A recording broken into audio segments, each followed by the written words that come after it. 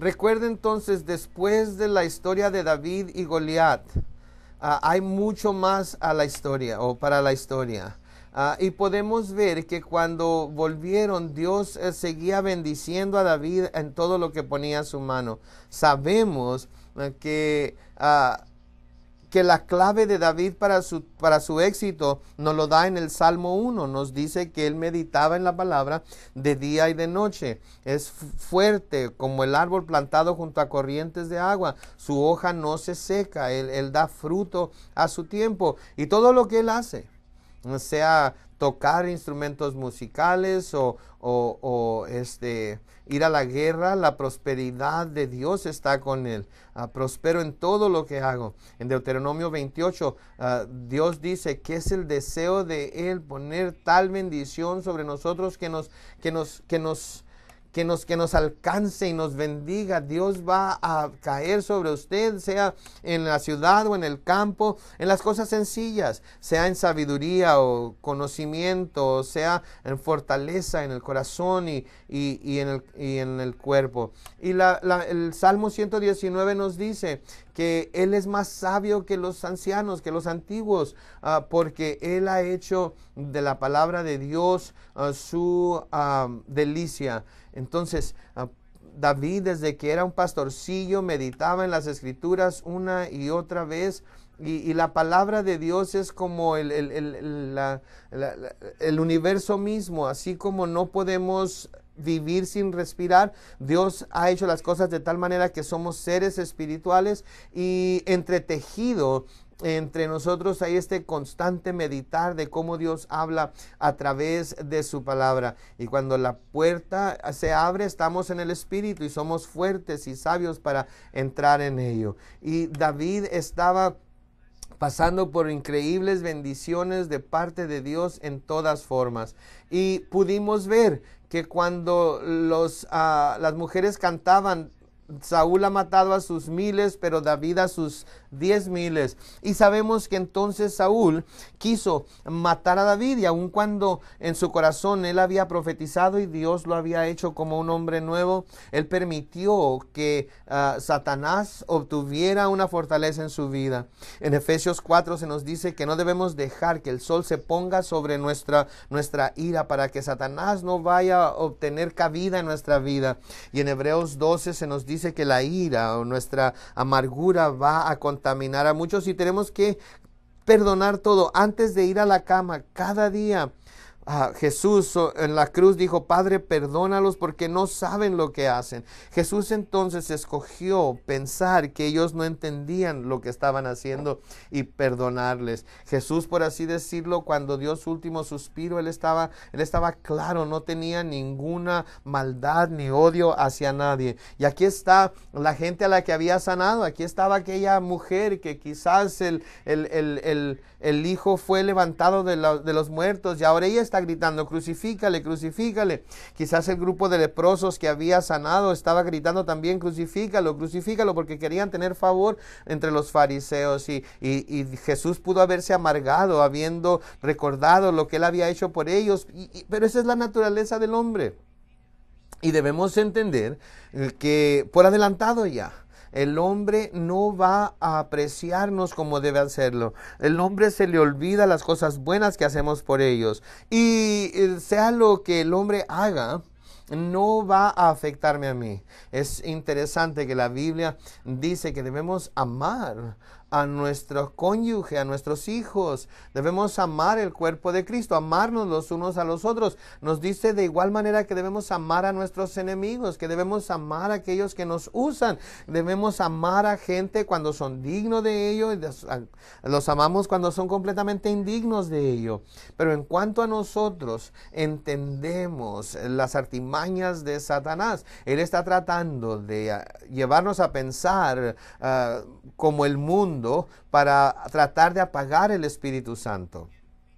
Y sabemos que este espíritu demoníaco caía sobre Saúl porque la puerta fue abierta y él se volvía loco y empezaba a ser violento, y David venía y ungido por el Espíritu de Dios empezaba a tocar su arpa y el espíritu demoníaco inmediatamente era apagado, detenido, y Saúl podía entonces entrar en sus 5 sentidos.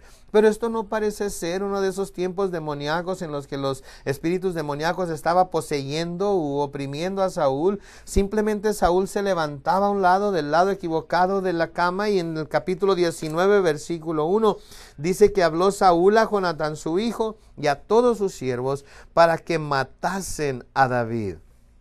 Pero Jonatán, hijo de Saúl, amaba a David en gran manera. Ahora recordemos que David, este joven pastor, había matado al gigante que Saúl había prometido a aquel que lo hiciera, que iba a darle a su hija en matrimonio, iba a darle riquezas y su familia no iba a tener que pagar impuestos nunca más. Pero Jonatán fue y luchó en contra de todo el ejército filisteo él solo, sabiendo que Dios podía ganar la victoria con una persona o con 1000 personas. La batalla era del Señor.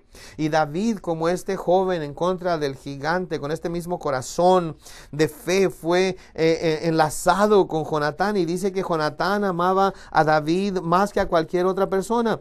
Pablo le dice a Timoteo en 2 de Timoteo 2 que se una con aquellos que buscan al Señor con corazón puro, que encontrara aquella persona que tenía un corazón como él, que querían al Señor, que buscaban al Señor, buscaban servir al Señor y que se entregaban 100% al Señor. Y se pudiera pensar que hay gente como esa en todo lugar, pero no es así. Y si usted es una persona de esa clase, espero que usted busque a esta gente también. Y Jonatán le dio sus vestidos a David, que en aquellos días era como decir, esa es la persona principal.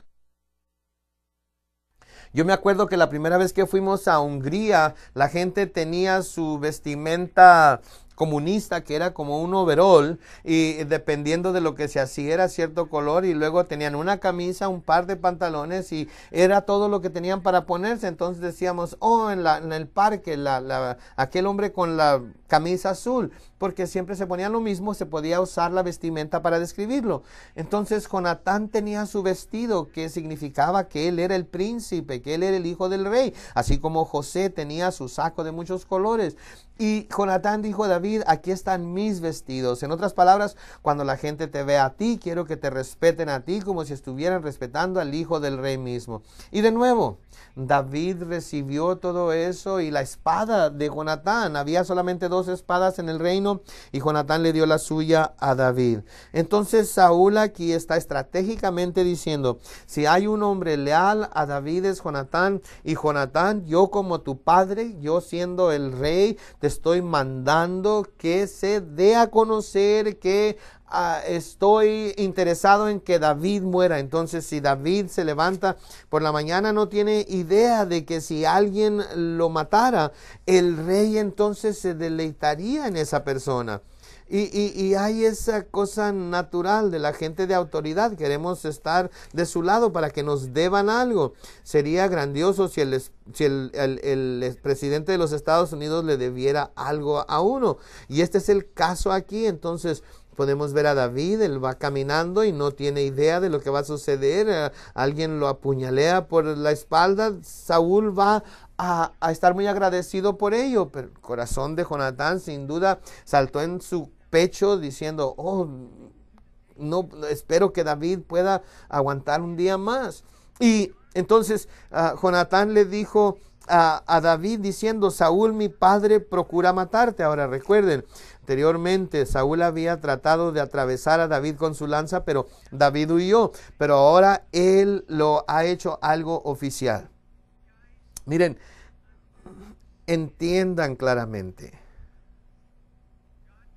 Dios le conoce a usted, Dios conoce cada cabello sobre su cabeza, pero si usted está siendo un cristiano fructífero, está buscando a Dios en la palabra y en la oración, Satanás tiene su foto puesta sobre su pizarrón de los más buscados. Vemos a Job cuando todos los ángeles se presentaron delante del Señor y hasta mismo Satanás estaba delante del Señor, y en el libro de Job se nos dice que Dios dijo: has considerado a mi siervo Job. Y la palabra considerar es un término militar, como contemplando el muro de una ciudad, buscando una debilidad para atacarla. Y Satanás está diciendo: yo estratégicamente he examinado diferentes planes para destruir a Job. Y déjeme dejarle saber que Satanás ha tenido esa conversación acerca de usted con Dios también. Ahora, Satanás no tiene una cantidad infinita de demonios, ni tiene la habilidad infinita de atacarnos a todos a la misma vez. Tiene que sacar cuentas, y la gente que sea más fructífera la va a buscar y va a tratar de encontrar el eslabón más débil, sea su matrimonio, sus hijos, sus finanzas, su salud o algún otro asunto moral. Él está apuntando a esa debilidad para hacerle caer. Así es que aquí está esta noche pensando todo está bien, no tiene idea que se está llevando a cabo una conversación en el cielo, y que mañana en la mañana tuvo su demonio privado que ha estado jugando con usted, y de repente hay una legión de demonios que está siendo dirigido por uno de los principados que van a poner su enfoque en ustedes, y de repente va a haber 1000 demonios atacándolo. Va a suceder tarde o temprano. Y ahorita esa conversación quizás se esté llevando a cabo. Y puede leer Efesios capítulo 6, en donde dice: habiendo hecho todo para permanecer firmes, permanecemos firmes. Pero no dice que tenemos una victoria abrumadora. No podemos decir: ahí está, Satanás, te gané a ti esta vez. No es así. Cuando se encuentra uno bajo ataque espiritual, somos golpeados, somos ensangrentados, apenas y escapamos con nuestra vida, y apenas y sobrevivimos. Y luego sucede la siguiente semana. El apóstol Pablo dice en 2 de Corintios 1: fui presionado más allá de mis propias fuerzas, pensando que perdería mi vida misma. Y de nuevo, recuerden que no va a suceder solamente una o dos veces. Él va a tratar de seguir haciéndolo tropezar. Y el apóstol Pablo, no sabemos si tenía temor al agua o qué, pero 3 veces se nos dice en 2 de Corintios 11 que su bote en el cual iba se hundió en medio del océano. Y en Hechos 28 se nos dice que hubo una 4ª vez. ¿Y cuáles son las probabilidades de que el barco de alguien se hunda 4 veces? Hace años estaba en un viaje de avión con un hombre de negocios que iba a las Filipinas, y él viaja a través de todo el mundo comprando y vendiendo madera. Así es que él va y compra la madera de alguna tierra de todo el mundo. Y yo le dije: tú has estado haciendo eso. Él estaba haciendo esto desde 1960. Y le dije: todos básicamente vivían en un avión. Y yo le dije: debiste haber tenido algunas historias increíbles que contar acerca de caídas de aviones. Había caído 3 veces en un avión. A veces solamente 3 personas sobrevivieron, y él era uno de ellos. Él traía cicatrices en todo su cuerpo por estos choques de avión. Y le dije: estadísticamente, tú eres el hombre más seguro en el mundo de viajar en avión con él, porque las probabilidades de que esto suceda de nuevo son muy pocas. Pero de nuevo, aquí está el apóstol Pablo en su segundo naufragio. Sintió la opresión demoníaca, y luego la 3ª vez. Y esto es de lo que se trata. Nosotros tenemos 20 años de edad y pasamos por una horrenda experiencia, y luego vuelve a suceder una y otra vez. Y luego cuando tenemos 40, 50 años estamos cansados de ello y decimos: muy bien, me voy a rendir. Satanás dice: si tú eres neutral, si dejas de ser fructífero, te voy a dejar en paz. Y no debemos de caer en esa tentación. ¿Y qué es lo que hace? Satanás manipula a la gente como un bat en su mano. Así es que él puede ir a alguien que es incrédulo y de repente hablar mentiras, quizás sea con el patrón, con algún compañero de trabajo, con algún familiar, y se despiertan pensando cosas horrendas acerca de usted y se proponen en su corazón tratar de difamarlo, tratar de decir todo tipo de cosas malas en contra de usted. En Mateo 5 nos dice el Señor Jesucristo que debemos gozarnos en esto, porque así hicieron con todos los profetas de Dios. Entonces la gente a menudo piensa, ¿por qué es que mi vecino llama a la policía diciendo que estoy haciendo esto y lo otro? Es que es Satanás usando a los títeres que tiene a su disposición, y pensamos, ¿cómo es posible que una persona tras otra me ataque, se me poncha una llanta y luego me dan una multa por algo que no hice y el oficial no cree que no lo hice? Es asombroso cómo Satanás puede torcer las cosas, y si usted fuera esa persona, usted pensaría también que está mintiendo, pero hay confusión y Satanás es el autor de confusión, y de nuevo esto es parte de ello. Y yo he visto una y otra vez donde la gente dice, yo dije que iba a sacrificarme a mí mismo, iba a ser obediente a Dios, pero no dije que iba a ser piñata del diablo. Y ¿saben qué? Debemos entender, como dijo Pablo en Hechos capítulo 14 a los creyentes, tienen muchas pruebas más que van a tener que soportar antes de entrar en el reino de los cielos. Y dice que se regocijó su corazón porque lo calcularon, que no estaban en un arranque, en una carrera de arrancón, sino en un maratón. Y si Satanás ha hundido mi barco una vez, lo va a hacer otras veces. Y si Satanás hizo que esta gente dijera mentiras acerca de mí, lo van a hacer más. Entonces no se trata de que suceda una vez y luego deje de suceder, va a suceder una y otra vez, y Satanás gana algunas batallas, no gana la guerra, pero gana algunas batallas. Y tenemos que darnos cuenta de que aun cuando estas batallas están siendo ganadas en este tiempo, debemos poner nuestros ojos en el Señor, y aun cuando nos duela, no debemos de tener amargura en nuestro corazón, sino mostrar misericordia y perdón, orando por aquellos que me ultrajan y me usan. Y aquí está David.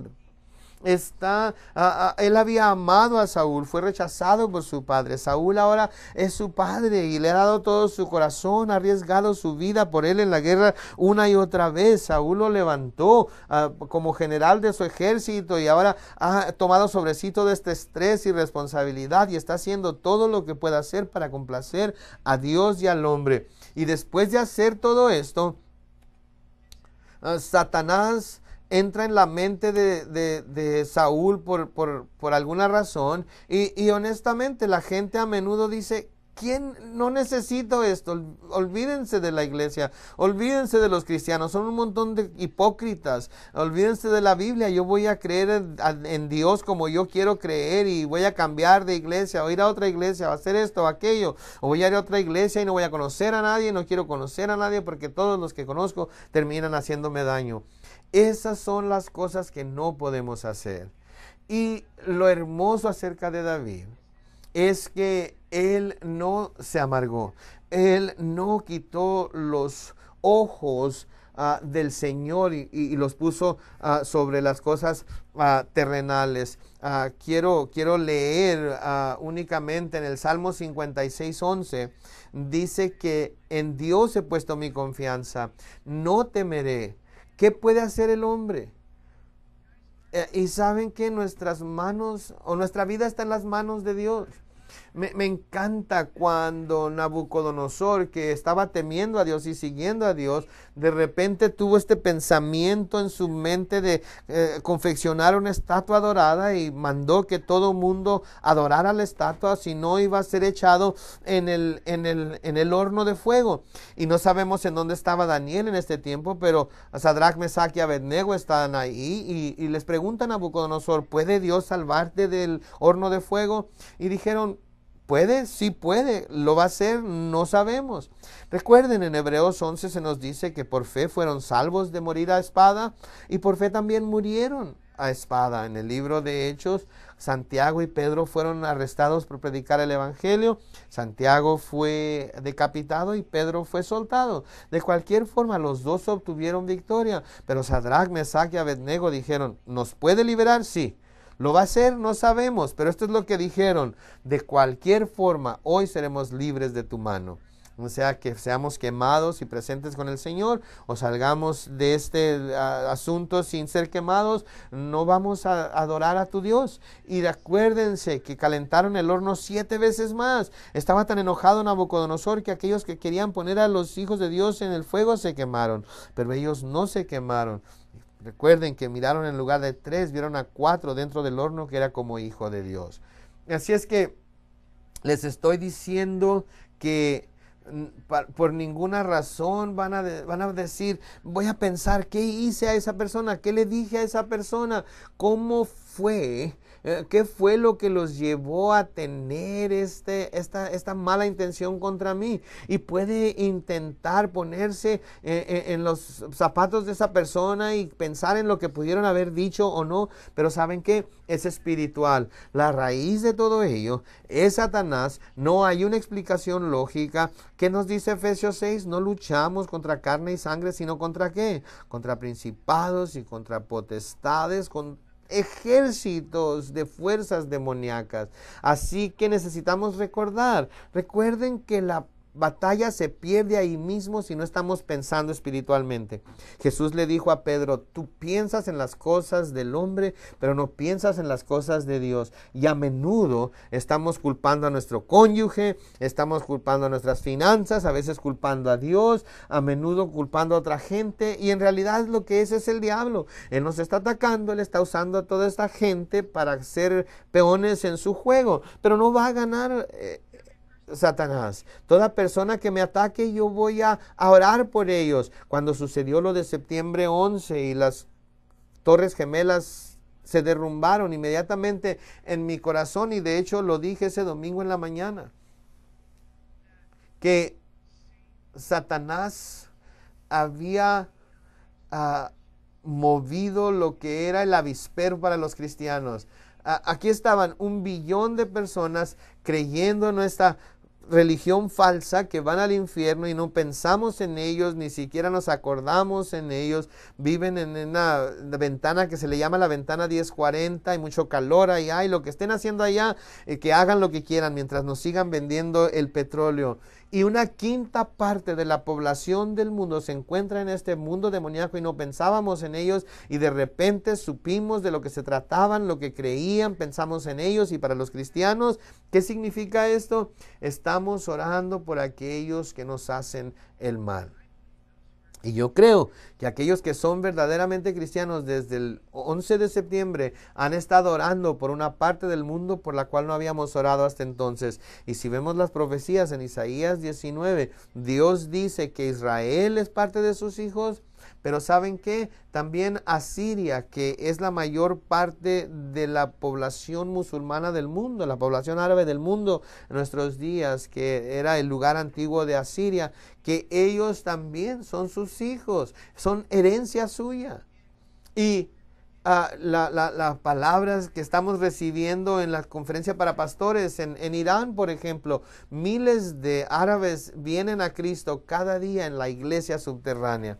Y yo creo que es Satanás con las Torres Gemelas ha despertado a la gente, y hemos empezado a orar por la salvación de estas personas. Y esto es lo que está sucediendo aquí. Sí, Satanás está manipulándolo, y Saúl sin ninguna razón quiere el mal para David, pero de cualquier forma Dios ha permitido que esta situación se dé para que David pueda luchar en contra de la amargura, pueda tener esta lección tan importante en su vida y tener esta victoria amando a sus enemigos, bendiciéndolos, orando por ellos. Y esto es de nuevo, Quizás las luces se estén encendiendo en su mente, en su corazón. Quizás sea algún familiar o quizás sea algún compañero de trabajo. ¿Alguna vez ha tenido vecinos de esa clase que lo ven y se enojan con usted al verlos simplemente? Y una vez que la pelota de sus hijos vaya a su patio, quieren que usted se mate a sí mismo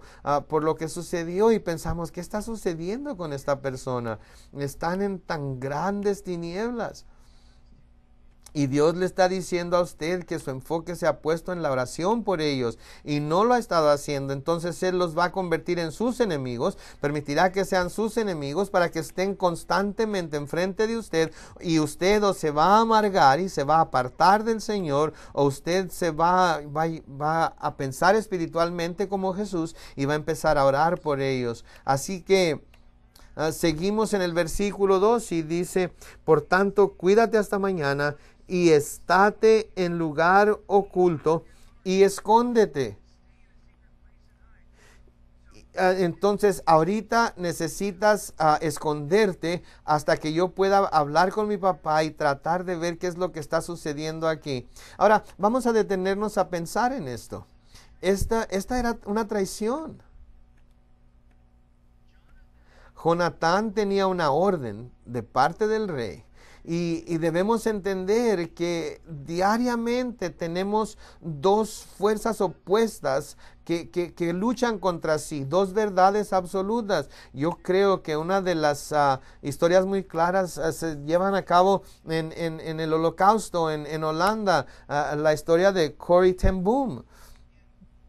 Y la hermana mayor de Corrie dijo: el mayor bien es decir la verdad. Así es que si alguien viene y toca la puerta y dice: estás escondiendo judíos, y ella decía: yo tengo que decir que sí. Entonces Corrie le dijo que nunca fuera a la puerta, porque Corrie no tenía ningún problema con mentir para salvar una vida. Entonces, de nuevo, así como las parteras en Éxodo, que cuando Faraón les dijo que mataran a los niños y dejaran vivir a las niñas, las parteras mintieron a Faraón y dijeron que porque las mujeres hebreas eran fuertes y no podían llegar a tiempo. Entonces está mintiéndonos, está haciendo el mayor de dos bienes, como salvar una vida. Entonces se tienen dos absolutos en Romanos capítulo 13, que obedezcamos a aquellos que gobiernan sobre nosotros, pero luego tenemos el otro mandamiento de Dios que nos dice que debemos salvar la vida y que debemos de estar firmes por la justicia, la honestidad y la integridad. Entonces dos absolutos chocan el uno con el otro. ¿Qué hacemos? Hacemos el mayor de los dos bienes. Hubo quienes estuvieron predicando a Jesús y los apóstoles miraron a algunos predicando a Jesús, y ¿qué dijeron los apóstoles? Debemos obedecer a Dios, a los hombres antes que a Dios. Y retóricamente la respuesta es sí. Dios nos ha dado un mandamiento y sus mandamientos están en oposición al mandamiento de Dios. ¿Y qué sucedió? Tuvieron que pagar muy severamente con golpizas y latigazos y azotes. No digo que no hay consecuencias, sí las hay.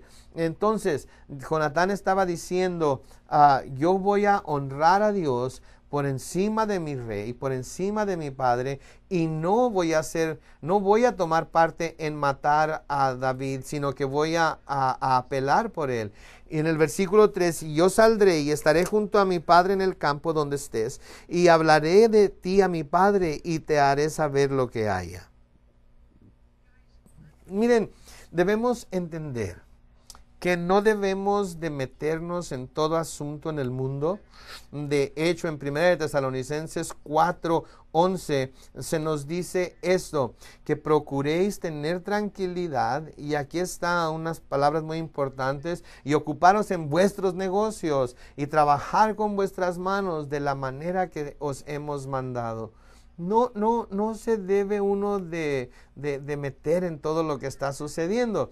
De hecho, lo primero que debemos hacer es poner nuestros ojos en el Señor y ver lo que el Señor tiene para nosotros, y en todo lo demás ni siquiera nos vamos a meter.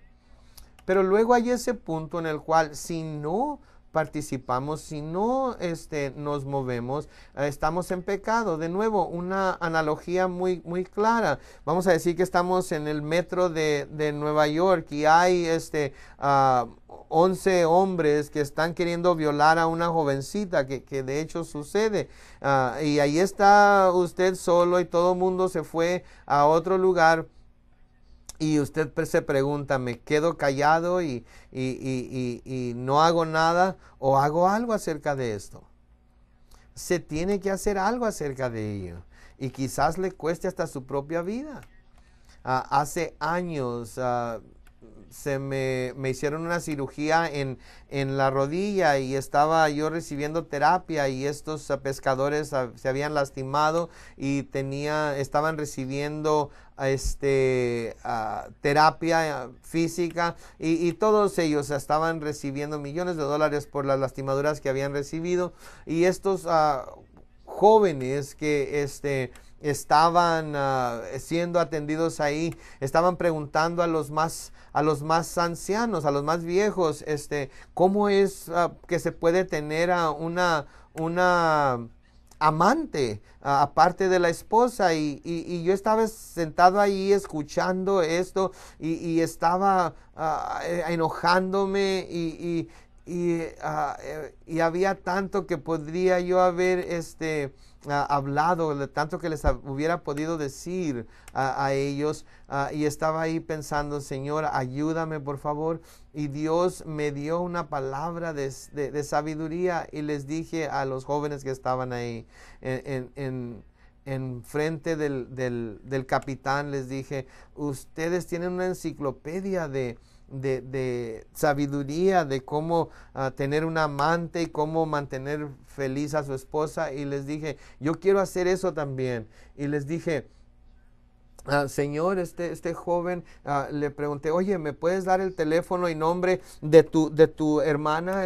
Y capitán, el nombre de tu hija. Y les pedí a todos que me dieran su nombre y teléfono de sus parientes. Y el Espíritu de Dios cayó sobre ellos. Y mi terapeuta, de hecho, vino a la iglesia después de eso y me dijo, ¿sabes qué? Vale más que vayas a buscar terapia en otro lugar, porque cuando menos quieren darte de golpes por la convicción que sintieron. Entonces hay aquellas veces en las que no podemos quedarnos callados, y el no decir nada sería pecado. Entonces Jonatán pudo haberle dicho, ¿sabes qué, David? Cuídate, no sé, a lo mejor hiciste algo para ofenderlo, no puedo imaginar que mi padre esté tan enojado contigo que te quiera matar. A veces la gente piensa eso, ¿no es cierto?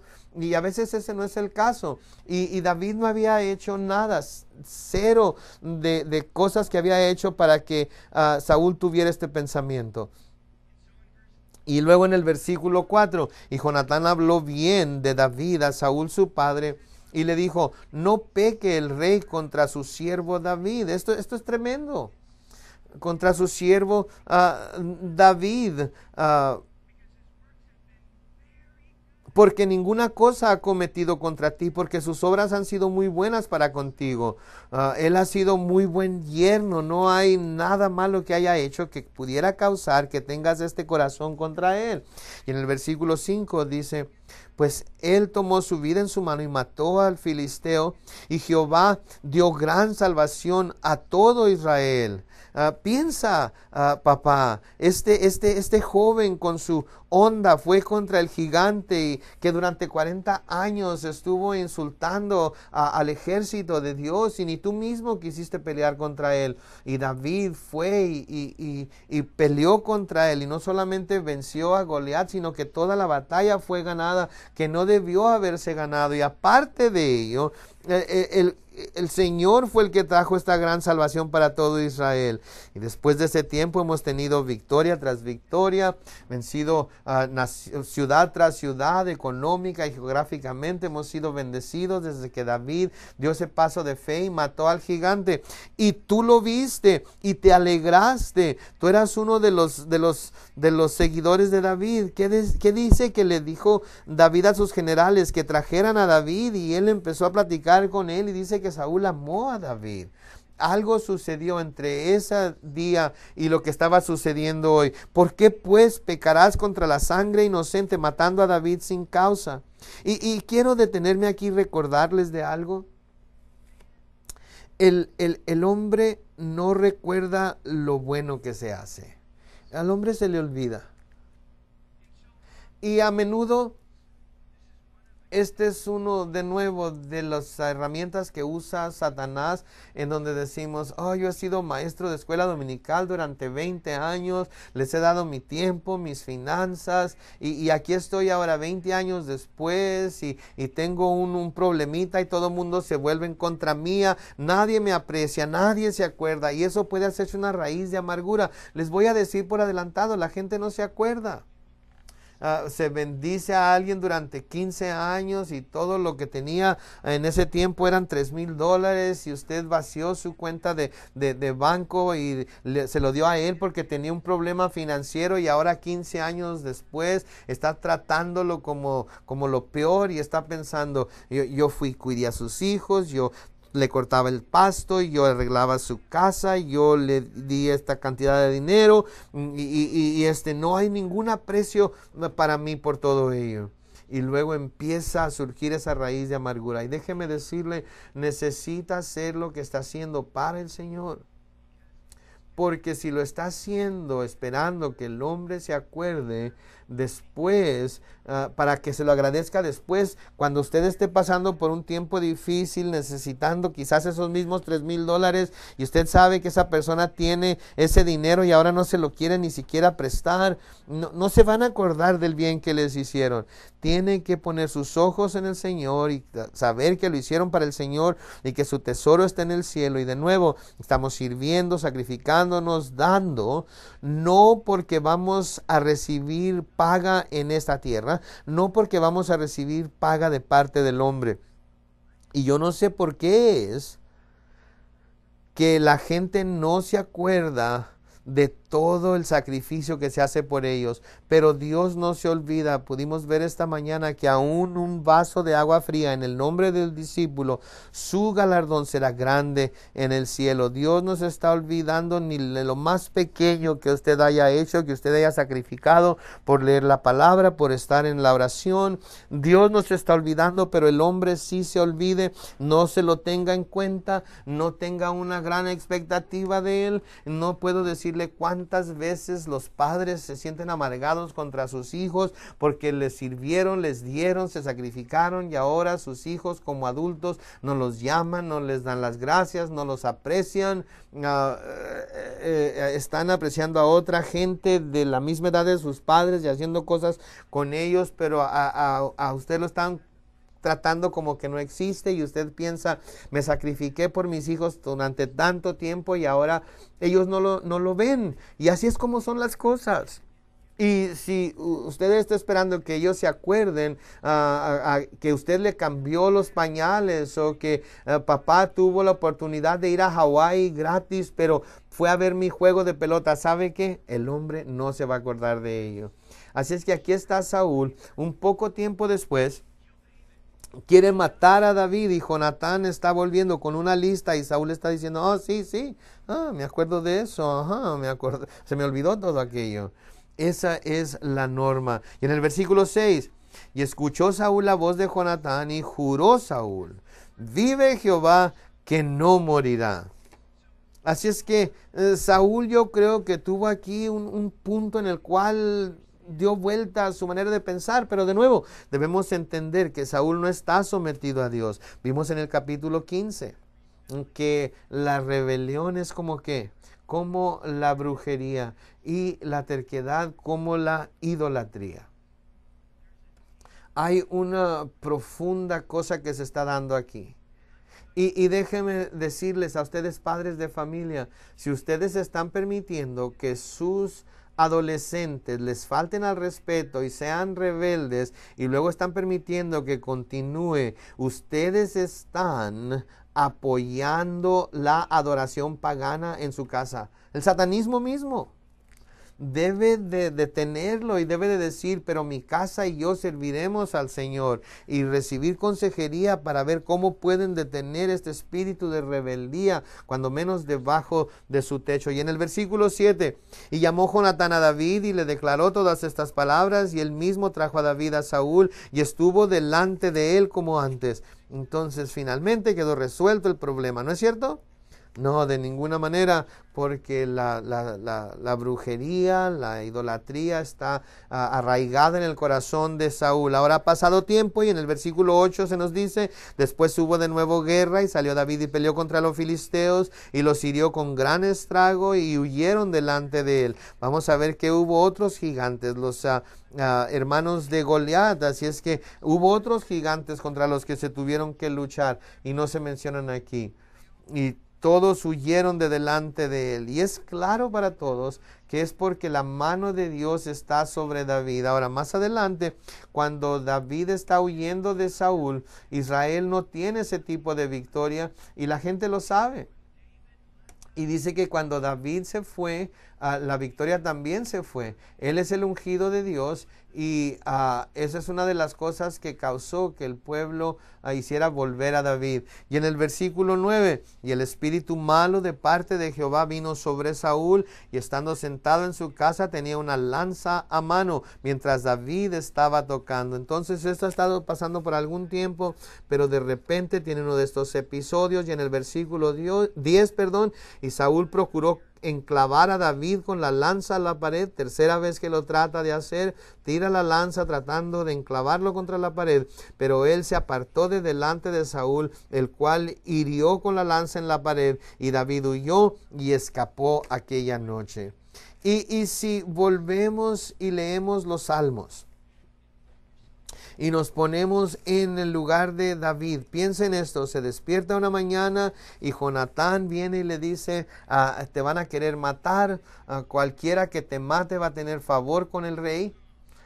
Y pensamos, pero si todavía ni siquiera he tomado café, no lo esperaba, pero así es como es la vida, ¿no es cierto?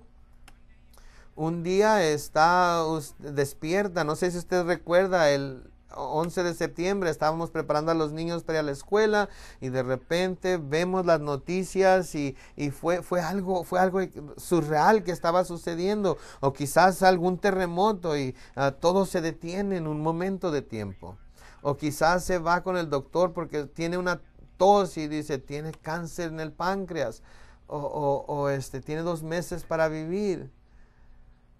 Estas cosas nos suceden, ¿no es cierto? Esto es algo verdadero. Y debemos entender que Dios está con nosotros aún en esos momentos. Y aquí David se está dando cuenta que aun cuando Jonatán pudiera calmar las cosas, sabemos que va a volver a pasar. Y noten que dice el versículo 10, y David huyó y escapó aquella noche. Desde este punto en adelante, hasta que David fuera proclamado rey, pasarían 22 años y medio. 15 años David iba a estar viviendo en cuevas, gente que venía con él, que estaba en deuda, que eran los despreciados de la sociedad, 600 hombres y sus familias viviendo en las cuevas. David viviendo en las cuevas tuvo que irse a la tierra de los filisteos, y los amalecitas vinieron y quemaron la ciudad de Ziklag en donde él estaba, y sus hombres querían matar a David por haberlos llevado a la tierra de los filisteos, y David se fortaleció en el Señor. Hay un gran libro escrito por Alan Redpath que habla acerca del hombre de Dios, y se trata de la vida de David, y el punto que él trata de hacer es que David nunca hubiera sido este hombre profundo de Dios mientras hubiera estado en el palacio, en las riquezas, las cosas siendo fáciles. Santiago nos dice que debemos de tener sumo gozo cuando caemos en las diferentes pruebas, sabiendo, no sintiendo ni viendo, pero sabiendo que estas pruebas producen en nosotros un carácter probado hasta que seamos completos, perfectos, sin que nos falte nada. Pedro dice, no piensen que es algo extraño, las pruebas de fuego por las que están pasando. Quizás usted diga, he estado pasando por esta prueba durante 3 años. ¿Sabe qué? Quizás tenga que pasar por ellas 22 años y medio.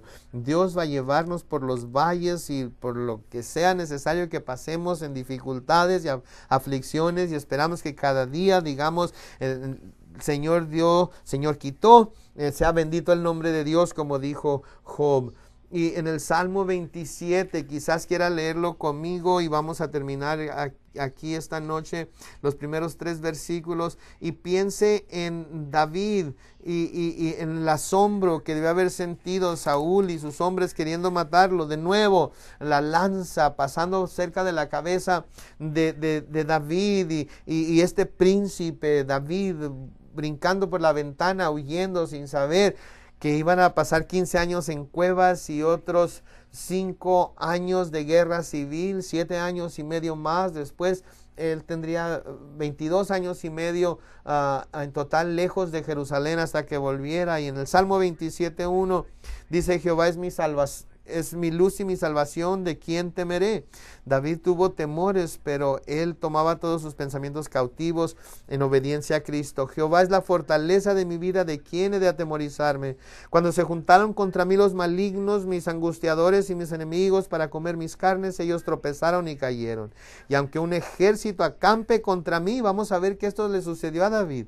No temerá mi corazón, aunque contra mí se levante guerra, yo estaré confiado. ¿Saben qué? Ahorita podemos tener todo por sumo gozo, y debemos regocijarnos en el Señor siempre. Y otra vez les digo, dice Pablo, regocijaos. El gozo del Señor es nuestra fortaleza. Si usted está tratando de no sufrir y de no ser atacado, deténgase. Esto lo va a encontrar. Compartí con los líderes el lunes pasado que durante 5 años había tenido el peor dolor de rodillas que alguien pudiera tener. Me levantaba en la mañana gritando de dolor. Quería arrancar la pintura de los muros, y se empeoraba conforme pasaban los días. Y se daba y se daba y se daba, y los últimos meses simplemente dije, este es mi suerte en la vida. Recuerdo que Ben quería llevarme a comer y le dije, Ben, me encantaría ir a comer contigo, pero después de 3 minutos de estar sentado, necesito toda la fuerza que puedo tener para no gritar de dolor.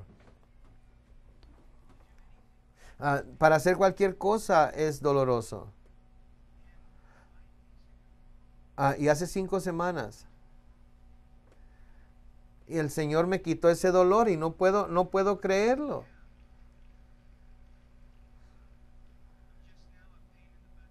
Ahorita estoy siendo un problema para mi esposa, pero ese es otro asunto. Pero es como una nueva vida, y estoy viendo atrás, y a veces me desmoroné, a veces llegaba al final de mí mismo, y Dios bendiga a todos los doctores, trataron de hacer todo lo que pudieron, pero no había nada que pudieran hacer.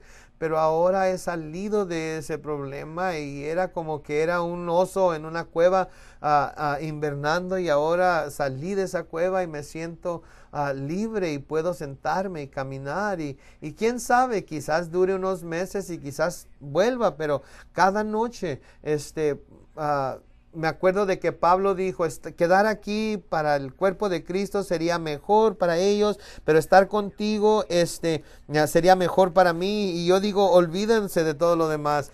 Yo tengo mi casa en orden, y digo, Señor, ten misericordia de mí. Yo sé que voy a ser va a haber un mejor predicador que venga, y yo no quería matarme ni nada. Yo sé que Dios tiene mi vida en sus manos, pero al mismo tiempo el único consuelo que tenía era orar que quizás Dios me llevara a su presencia, porque el dolor era tan grande. Y es con lo que he estado luchando, y con el personal y los líderes, pero al salir del otro lado ahora, wow, ¿cómo fue que soporté todo eso? Y yo conozco a tantos que están en ese tipo de dolor.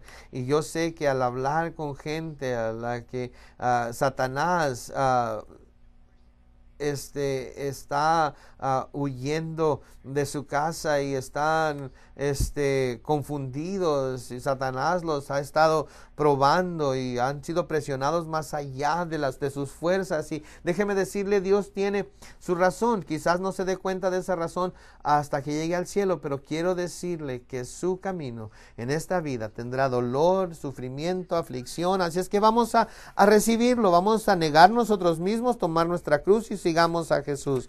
No vamos a tratar de librarnos de ello. Lo que sea que Dios tenga, vamos a soportarlo. Y de nuevo, David fue rechazado por su propio padre y ahora tiene un nuevo padre que quiere matarlo. Y no me puedo imaginar la cicatriz emocional en la vida de David. Todos deseamos tener una relación cercana con nuestro padre. Y veo a los jóvenes, especialmente a los adolescentes de mamás solteras, y quieren que yo sea su padre adoptivo, y les digo, claro que sí. Déjenme decirles las cosas que su padre les hubiera dicho si estuviera con ustedes. Y cada uno de ustedes varones quizás tengan 55 años de edad deseando esa relación con su padre, ya no lo van a obtener, ya ni lo piensen, lo siento, se lo perdieron, se van a ir al cielo. Pero tienen que ahora dejar de verse a sí mismos y sus dolores y darse cuenta que hay muchos jóvenes que sus papás están ausentes, que sus papás son unos borrachos, y debemos tomar a estos jóvenes y decirles a ellos lo que sus padres en un momento dado les hubieran podido decir, sacarlos a desayunar, que vengan a su casa a ver los juegos de fútbol. Lo necesitan. Y si tan solo quitamos nuestros ojos de nosotros mismos y empezamos a ver las tristezas y los lamentos y el dolor de otra gente, y así como Jesús, nuestro gran consolador, debemos ser esos consoladores. Y Pablo dice, ahora que fui presionado más allá de mis fuerzas, ahora yo puedo también cuidar de otros, consolar a otros. Y debemos poner los ojos los unos sobre los otros. Y la Biblia dice que debemos amar a los demás como nosotros deseamos ser amados. Hágalo. ¿Sabe que cuando yo oro por la gente, ellos dicen, wow, eso fue maravillosa tu oración, oraste todas las cosas que estaban en mi corazón? ¿Saben lo que acabo de orar? Todas las cosas por las que yo quiero que alguien ore por mí también. En realidad fue verme a mí mismo en mi egoísmo y pedir todas las bendiciones que yo quiero en mi vida, y las pedí por la otra persona. Y debemos orar los unos por los otros. Y hay tantas cosas más. Sí, Señor, hay tanto más que podemos aprender de la vida de David. Y no me puedo imaginar que David iba a despertar un día dándose cuenta que su nuevo padre quería matarlo.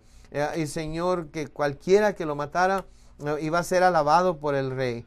Y conocemos también, oh Dios, lo voluble que es el hombre, cómo a veces nos aman nuestros vecinos, a veces somos los héroes en el trabajo, a veces se nos odia. Sabemos que Satanás está manipulando el mundo a nuestro alrededor, y no estamos luchando contra carne y sangre, sino contra principados y potestades. Ayúdanos a despertar y no ser ignorantes, no ser niños. Ayúdanos a hacer a un lado las cosas de niños y ser maduros en nuestra manera de pensar. Cuando era niño pensaba como niño, actuaba como niño, pero ahora soy hombre. Un hombre maduro. Señor, ayúdanos a despertar. La oración es difícil, pero ayúdanos a ser un pueblo de oración. Buscarte es difícil, pero ayúdanos a buscarte. Negarnos nosotros mismos es difícil. Tomar nuestra cruz no es fácil, pero a esto hemos sido llamados y esto es lo que debemos hacer. Señor, sabemos que tienes tanto para nosotros, sea compartir nuestra fe, sea leer la Biblia, sea tener disciplina como cristianos. Señor, antes de que tú nos disciplines, hazlo en nosotros, Señor. Y saben que son las 7:30 y las 8 de la noche, no es la medianoche. Y yo sé que hay algunos de ustedes que necesitan oración, y como dije esta noche, voy a pedir a los ancianos que tienen el don de fe, el don de sanidad, y voy a pedirles que pasen aquí al frente. Y si ustedes pueden ir por sus hijos, traerlos aquí, cuando el Espíritu Santo caiga sobre nosotros, quiero que sus hijos estén aquí con nosotros. Y si se queda por 5 minutos o 20 minutos, vamos a quedarnos hasta las 8 cuando mucho, pero quiero que se impongan manos sobre la gente. Mi corazón está movido con fe esta noche. Y quizás usted ahorita esté financieramente necesitando las bendiciones de Dios. Como mencioné proféticamente, yo creo que si oramos ahorita, Dios va a hacer lo que necesita hacer. Algunos de ustedes necesitan físicamente ser tocados. Yo puedo ver entonces que Dios puede tocarnos para sanarnos. Queremos orar por ello. Quizás necesita un milagro en su matrimonio, en el trabajo, o quizás está ansioso, deprimido por algo. Vamos a imponer nuestras manos sobre usted. No vamos a orar durante 15 minutos, solamente unos cuantos minutos, pero voy a pedir a los líderes que tengan fe esta noche, aquellos que tengan el don de sanidad, que vengan al frente, se paren aquí al frente. Y de nuevo, si tienen niños, vayan y tráiganlos al santuario. Y vamos a pasar 20 minutos aquí. Y vamos a creer que Dios nos va a bendecir grandemente. En Santiago dice, si hay alguien triste, ore. Si hay alguien enfermo, llamen a los ancianos de la iglesia para que oren por ustedes. ¿Creen ustedes en Dios? ¿Creen que Dios lo puede hacer? ¿Puede Dios hacer que abunde toda gracia? Amén. Él puede hacerlo. Así es que vamos a ponernos de pie. Vamos, empiecen, Eric, y pasen al frente para que se ore por ustedes. Si tienen hijos, vayan por ellos. Queremos que ellos también estén aquí cuando el fuego caiga. Queremos que su niño de 5 años, 10 años, estén aquí con nosotros y que se acuerden del movimiento del Espíritu de Dios. Vengan y reciban oración aquellos que necesiten oración. Bendecimos tu nombre, Señor. Bendecimos tu nombre.